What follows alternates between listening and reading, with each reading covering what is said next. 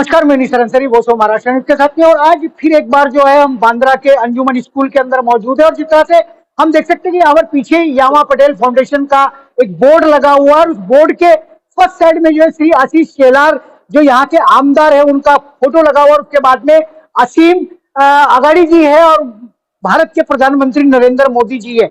कुछ रीजन क्या है मैंने पता नहीं है, लेकिन इसका सवाल तो मैं जरूर पूछूंगा। पटेल जी, राशन तो हर दिन बट रहा है आपका अंजुमन स्कूल में हो या अदर आउटसाइड में हो, लेकिन हर दिन नेता बदल रहे हैं, हर दिन बोर्ड बदल रहे हैं। आज जो आशीष शेलार जी को आपने यहाँ पर बुलाया, उसकी आखिर बुलाने की क्या वजह है? सबसे पहले तो वॉइस ऑफ महाराष्ट्र निसार अंसारी साहब, मैं आपका शुक्रिया अदा करता हूँ कि कोविड लॉकडाउन 2020 से आप हमारे साथ शाना बशाना चल रहे हैं और हमारा एनजीओ है यामा पटेल फाउंडेशन और WMO वर्ल्ड विमेन ऑर्गेनाइजेशन। तो हम लोग एक ग्रुप है, ग्रुप मिलकर हम काम करते हैं। हमारा एनजीओ है और हमारे लिए हर पॉलिटिकल पार्टी एक तरीके है। तो आज हमारे लोकल नेता है, महाराष्ट्र के कद्दावर नेता है, एक्स मिनिस्टर हैं और यहाँ के बांद्रा के विधानसभा के एमएलए हैं, बॉम्बे बीजेपी के प्रेसिडेंट हैं आशीष शेलार साहब। तो आज हमने उनको दरख्वास्त की कि साहब आपके एरिया में हम लोगों को इधर राशन वाटअप करना है, आप हमको थोड़ा टाइम दीजिए, आप आइए। तो मैं उनका दिल से धन्यवाद करता हूँ कि वो अपने बिजी शेड्यूल में से भी टाइम निकाल के इधर आए और हमारे इस पाक रमजान के महीने में हमारी माँ बहनों को इधर आकर के राशन बांटने का काम किया और हमारे साथ में एक अच्छे काम के अंदर हमारे को शाना बशाना साथ देने का काम किया। तो इसके लिए मैं दिल की गहराइयों से आशीष शेलार साहब का शुक्रिया अदा करता हूँ, एडवोकेट रिजवान मर्चेंट साहब का शुक्रिया अदा करता हूँ और हमारे परवेज भाई हैं और हमारे पूरे ग्रुप का, पूरी टीम का मैं शुक्रिया अदा करता हूँ जो हमारे साथ में शाना बशाना चलते हैं। हसीन अगाड़ी साहब हैं जो हमारे WMO के प्रेसिडेंट हैं, मैं इनका भी शुक्रिया अदा करता हूँ कि हमारे साथ शाना बशाना चलते भी है और सपोर्ट भी करते हैं। तो आप सबको रमजान की मुबारकबाद और आने वाले ईद की मुबारकबाद। और अंजुमन इस्लाम का सबसे ज्यादा शुक्रिया अदा मैं इसलिए करता हूँ कि यहाँ रह करके हमारे को सही लोगों को, डिजर्विंग लोगों को उनका हक पहुंचाने का हमको अल्लाह जरिया बनाता है। तो ये हमारे लिए खुशनसीबी की बात है। और मैं अंजुमन के प्रेसिडेंट डॉक्टर जहीर काजी साहब का भी शुक्रिया अदा करता हूँ कि उन्होंने हमारे को अंजुमन की जगह दी है राशन स्टोर करने के लिए, पैकिंग करने के लिए, डिस्पेंडल करने के लिए। तो ये सब जो है ना पूरी ग्रुप का काम है, किसी एक मुदस्सर पटेल का काम नहीं है, ये पूरे ग्रुप का काम है। ये एक होता है 2 3 4 5, ये हम 5 है, ये मुट्ठी है, ये ग्रुप का काम है। तो मैं पूरे ग्रुप का दिल से शुक्रिया अदा करता हूँ। हमारे इरफान भाई भी इधर है और भाई साहब भी है, सब पूरा ग्रुप है, कुरैशी साहब है। तो ये सब एक ग्रुप है, टीम है। तो इसके लिए परवेज भाई है, तो हम लोग है ना, ये ग्रुप का काम है। तो मैं आपको ये दिल से शुक्रिया अदा करता हूँ कि आप भी यहाँ आए और हमारे हर न्यूज को कवर करते हैं, उसके लिए शुक्रिया।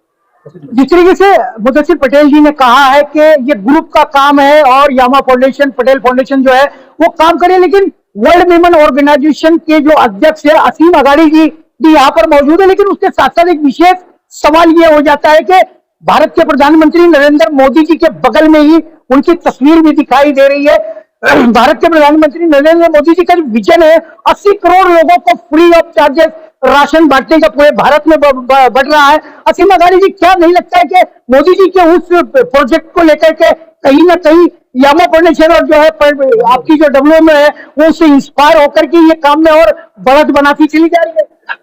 भाई ये तो जरूरी है क्योंकि लोगों को जो खाने के मसले है सबसे बड़ा प्रॉब्लम है और जो PM ने जो योजना लगाई, बट हम लोग को तो इस्लाम के अंदर रमजान के अंदर गरीबों को खाना खिलाना पहले से 1400 साल से। So we are just pushing forward और मुदस्सिर भाई ने इसमें बड़ी मेहनत करते हैं और पूरा यामा फाउंडेशन WMO मिलके निहायती जरूरतमंद को जितना हो सकता है, माशाल्लाह माशाल्लाह मुदस्सिर पटेल के हाथ से 50,000 किट्स बनती है एवरी ईयर की। जिस तरह से असीम अगाड़ी जी ने जो बात की है राशन वितरण को लेकर के, एक बड़ी अच्छी इंस्पिरेशन जो है लोगों के अंदर जा रही है। लेकिन असीम अगाड़ी जी के साथ साथ मैं हमेशा देखता हूं कि उनके जो सुपुत्र है वो भी उनके साथ साथ इस काम में लगे रहते हैं। मैं उनसे सवाल ये जानने का, मोइन अगाड़ी जी, जिस तरीके से आपके पिताजी जो काम कर रहे हैं, आपके दादाजी के जमाने से कर रहे हैं, ये थर्ड जनरेशन इधर न्यू जनरेशन आपके सामने एक कार्य है, तो इस विरासत को आप और आगे किस तरीके से बढ़ाने का काम करेंगे? अभी तो राशन डिस्ट्रीब्यूशन अवसर होता ही है, बट फ्यूचर ये करना है कि हमारे को IAS IPS ऑफिसर्स चाहिए। तो education is the base, education पे सबसे ज्यादा ध्यान देना है।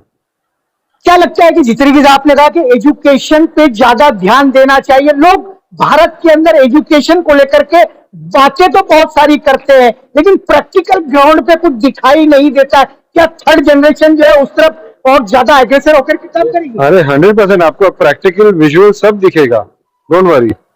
चलिए, ये बहुत बड़ी बात है कि जिस तरीके से एक युवा की जो सोच है कि राशन तो अपनी जगह पर है, जरूरतमंदों के लिए है, लेकिन एजुकेशन का जो प्लेटफॉर्म है उसको भी बढ़ाना बहुत जरूरी है। आज के किसान भाई, मैं आपसे ये जानना चाह रहा हूँ कि हमेशा आप भी ये कार्यक्रम के अंदर शामिल होते हैं, कैसा लगता है कि जब हर दिन एक नए नेता से मुलाकात होती है इसी के बहाने कि चलो राशन बट रहा है?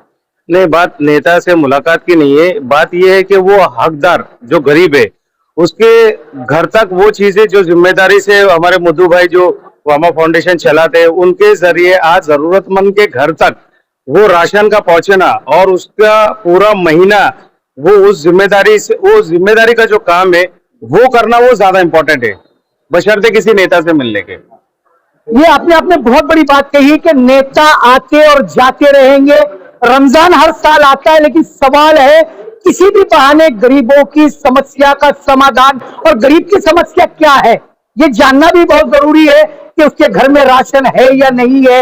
ये की बीड़ा उठा लिया है पूरे मुंबई शहर के अंदर, कम से कम 60-65 हजार लोगों के घरों तक पहुंचना, एनालिसिस करना और राशन को पहुंचाना, ये अपने आप में बहुत बड़ी विशेष बात है। लोग इससे इंस्पायर हो और ऐसे कामों में आगे बढ़ चढ़ करके हिस्सा ले आने वाले दिनों के अंदर।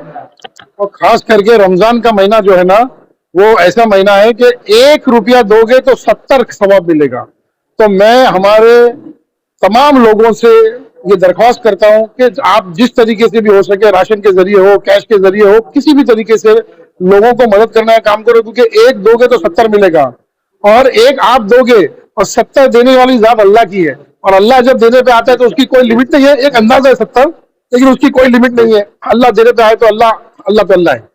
चलिए, सबसे बड़ा सवाल यह है कि आखिर पत्रकार ऐसी न्यूज की कवरेज करते क्यों है? वॉइस ऑफ महाराष्ट्र पहले से भी इनके हर प्रोग्राम की न्यूज को कवर करता है, चाहे वो कोरोना काल का कठिन समय रहा हो। सवाल इस बात का है कि जो ग्राउंड के ऊपर जो कार्य हो रहा है उससे लोग इंप्रेशन ले, उससे लोग प्रेरित हो जाए और गरीबों का कहीं ना कहीं भला हो जाए। यूं ही कोई घर से निकल कर नहीं आता है, उसको कहीं ना कहीं मोटिवेशन की जरूरत पड़ती है, और ये मोटिवेशन अगर यामा फाउंडेशन से मिलता है तो वेरी गुड, बहुत अच्छी बात है। और रमजान का महीना तो है, रमजान के महीने में बरकतों का महीना, लोग इस आवर्त में किस तरीके से आगे बढ़ करके लोगों की गरीबी की मदद करते रहेंगे, उस पर भी आने वाले दिनों में हम चर्चा करते रहेंगे। और ऐसे कार्यक्रम अगर कहीं सोशल होते हैं तो वॉइस ऑफ महाराष्ट्र को आप जरूर याद करिए।